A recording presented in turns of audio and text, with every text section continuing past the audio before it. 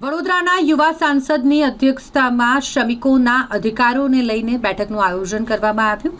આ શ્રમિકોના હિત માટે આ મહત્વપૂર્ણ બેઠક મળી હતી.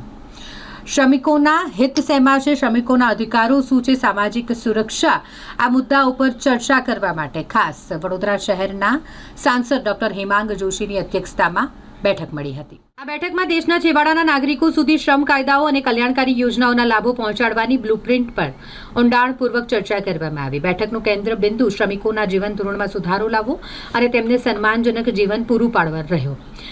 લેબર કોડની ઘોષણા અને સશક્તિકરણ, શ્રમિકોને ન્યાય ઝડપથી મળી રહે તે માટે લેબર કોડ સંબંધિત જાહેરનામાને અસરકારક રીતે અમલમાં મૂકવાની જરૂરિયાત પર ભાર મુકાયો. સોશિયલ સિક્યુરિટી વિશે વાત કરવામાં આવી. ફરજિયાત હેલ્થ ચેકઅપને લઈને વાત થઈ. સમાન વેતનના અધિકાર વિશે વાત થઈ.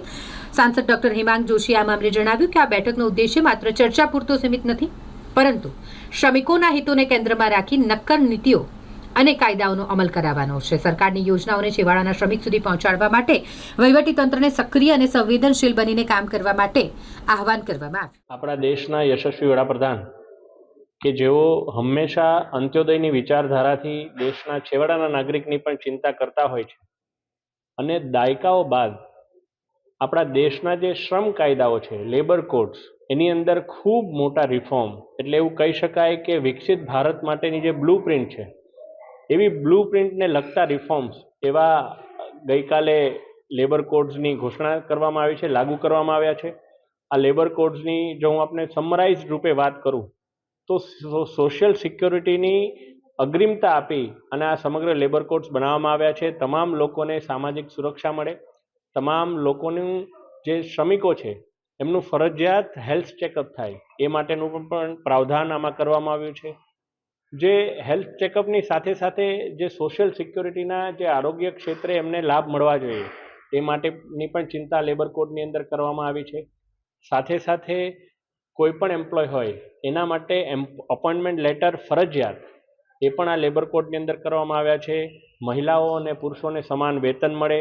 મહિલાઓ પણ જો એમની અનુકૂળતા હોય તો તેઓ પણ 24 કલાકની અવધિમાં 12 કલાકની શિફ્ટ હોય અથવા નાઇટ ડ્યુટી હોય એમને કરવી હોય, એમને અનુકૂળતા હોય તો તેઓ પણ કરી શકે, એ માટેની પણ ચિંતા કરવામાં આવી છે.